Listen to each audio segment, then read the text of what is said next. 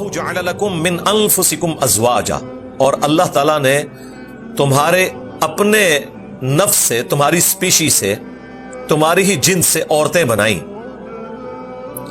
وجعل لکم من ازواجکم بنین وحفدا، اور پھر ان عورتوں کے ذریعے اللہ نے تمہیں بیٹوں کی نعمتوں سے نوازا. قبائلی سسٹم میں بیٹوں کی نعمت ایک بڑی نعمت سمجھی جاتی تھی، کیونکہ عورتوں نے تو جنگیں نہیں لڑنی ہوتی. یہ تو اب ایک سویلائزڈ ورلڈ آپ کو نظر آ رہا ہے. ادروائز پہلے تو قبائلی سسٹم کے اندر جس کے پاس زیادہ مین پاور ہوتی تھی وہی قبیلہ سروائیو کرتا تھا، اور باقاعدہ سیکیورٹی کے اوپر لوگ ہوتے تھے.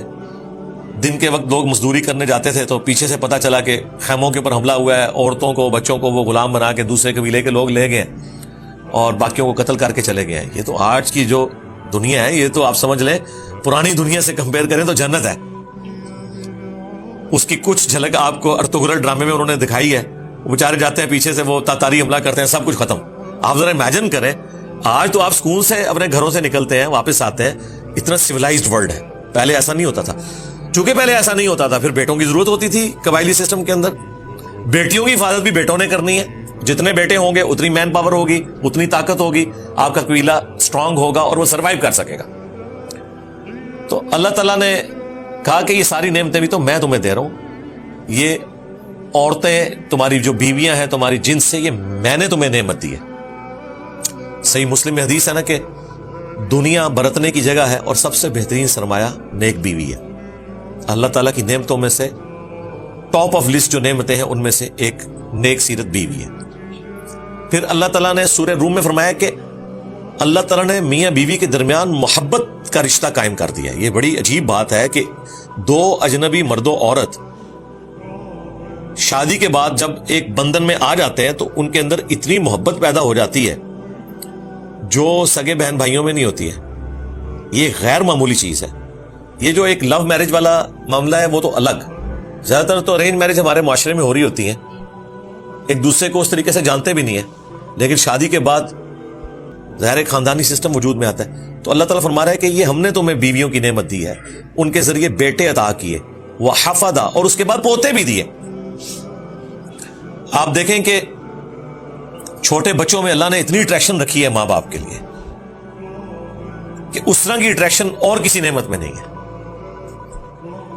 اور جب انسان کے بچے بڑے ہو جاتے ہیں پھر اسے چھوٹے بچوں کی خواہش ہوتی ہے، وہ اللہ تعالیٰ پوری کرتا ہے اس کو پوتے پوتیوں نواسے نواسیوں کے ذریعے.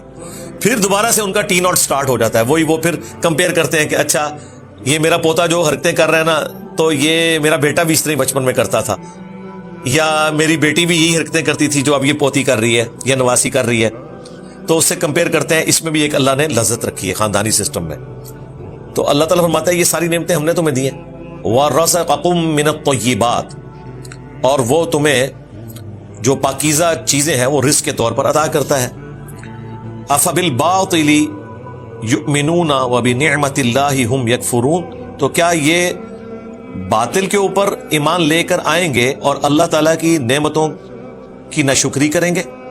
اس میں بھی اللہ تعالیٰ نے ایک مثال بیان کر دی کہ جن ہستیوں کی طرف تم ان نعمتوں کو منسوب کر رہے ہو کہ فلاں پیر نے مجھے بچہ دے دیا، فلاں درگاہ پہ میں گیا تو مجھے بچہ ملا، فلاں بت کے سامنے میں پیش ہوا تو مجھے بچہ ملا، یہ فلاں نعمت ملی، یہ سب اللہ نے دی ہے. تو یہ ناشکری ہے کہ نعمتیں اللہ دے اور تم اسے منسوب کرو مخلوق کی طرف، خواہ وہ بڑے سے بڑے کوئی بھی ہستی. یہاں کتنے پیر ہیں جو خود بے اولاد ہیں اور لوگوں کو اولاد دے رہے ہوتے ہیں، کئی ہے اپنی اولاد ہوتی نہیں ہے. یہ اللہ کے فیصلے ہیں. سورہ شورا میں ہے اللہ جسے چاہتا ہے بیٹے دیتا ہے، جسے چاہتا ہے بیٹیاں دیتا ہے، جسے چاہتا ہے دونوں دیتا ہے، اور جسے چاہتا ہے اس نعمت سے محروم رکھتا ہے. یہ اللہ کے فیصلے ہیں. خود آپ نبی علیہ السلام کو دیکھ لیں. آپ علیہ السلام کی 11 بیویوں میں سے 9 جو ہیں وہ بے اولاد ہیں، کوئی اولاد نہیں ہوئی.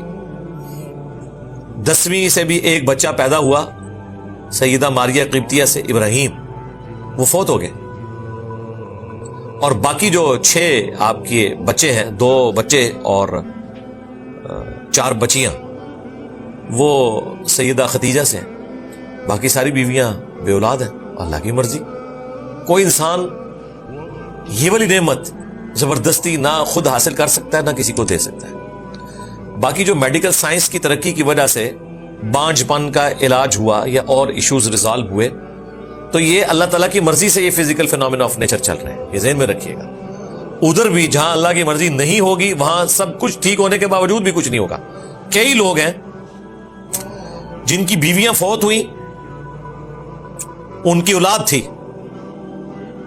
دوسری جگہ شادی کی ایسی عورت سے جس کی پہلے خاوند سے اولاد تھی, جب یہ دو میاں بیوی بنے ان کی اولاد ہی نہیں ہو رہی. اللہ کے فیصلے, میڈیکلی کوئی ایشو نہیں ہے. پھر بھی کئی لوگ ہیں 15-20 سال تک انہوں نے علاج کروایا, ڈاکٹر کہہ رہے ہیں علاج کروانے کی ضرورت نہیں ہے, آپ لوگ نارمل ہیں, ڈاکٹر واپس بھیج دیتے ہیں, اولاد نہیں ہوتی, 15 سال بعد اللہ تعالیٰ دولت دے دیتا ہے اولاد کی. تو یہ اللہ کا فیصلہ ہے.